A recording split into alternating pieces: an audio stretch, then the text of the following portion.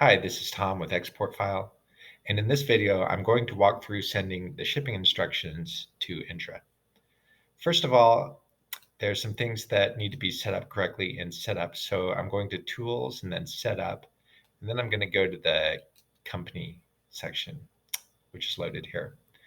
So first of all, to be plugged into Intra, you need to contact us and make sure we've done that. Once that's all set up, you should have an Intra ID, and that should be here in this field. Also, there's a setting here for NVOCC, which is either on or off. If that's checked for you to be an NVOCC, then the shipping instructions default to your company as the shipper and the agent as the consignee. And whether this is checked or unchecked, you can always change that individually in the shipping instructions screen, and I will show you how to do that later. Another important aspect when filling out a shipment for shipping instructions is to make sure you always select a party from the list. So for example, this list that appears here, I'll just click that one. When you select a party from the list, behind the scenes, it's putting an ID in there that lets us know exactly which party you picked for that shipment. And then we can go back into the database and we can get more information from that party than is here in the main screen. And in a lot of cases, that's required in the shipping instructions. So I think this file is all filled out, and I'm just going to delete the booking number to show you how it will ask for any required fields. So I'm going to go to Docs and then scroll down near the bottom to Intra SI EDI, and I'm going to click that.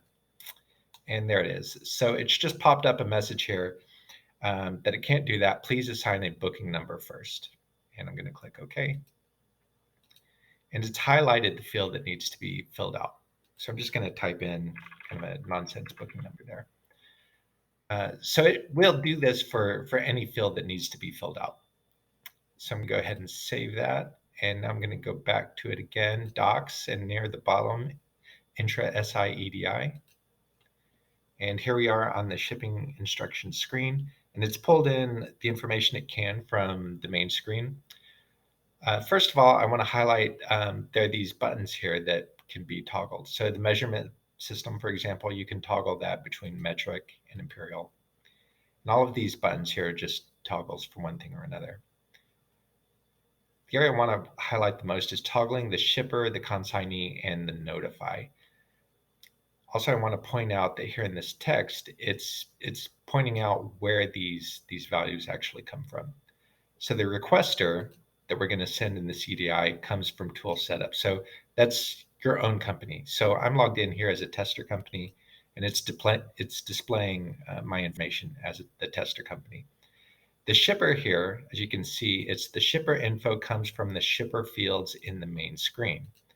Now, if I go here and click toggle shipper, it's going to switch between those. So now it's saying the shipper info comes from your company info in Tools Setup.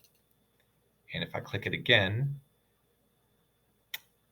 there it is. It's the same. And one more time. And now it's back to shipper comes from the shipper fields in the main screen. And you can do this with all of the parties. With some of these, so for example, notify by default, it's defaulting to same as consignee with no other info. But you can click on that, and now it's actually displaying what's in the consignee field. Click it one more time. Now it's displaying what's in the notify field. The reason they're identical in this case is because what I have in the consignee field is the same as what's in the notify field. If they were different, then there would be different information here. So I'm just going to toggle that back until it says same as consignee. Also, there's a few text boxes here in the screen that you can fill out. Some of the main ones here, they would be comments and notes. So you could change some of the information in the comments and notes section, for example. Also, there's some times when you need to insert a custom government ID or EIN number. And if it wasn't picking that up correctly, you could type in a number for it to send. Also, the tar weight, you can type that into these fields here. For the most part, though, we want you to not really need to make too many changes to this screen. Ideally, once you come to this document, it's pretty much all ready to go as it is. But I just wanted to point out some of the changes that you can make. And after that, you would go to the upper left here and press send shipping instructions. And that's it.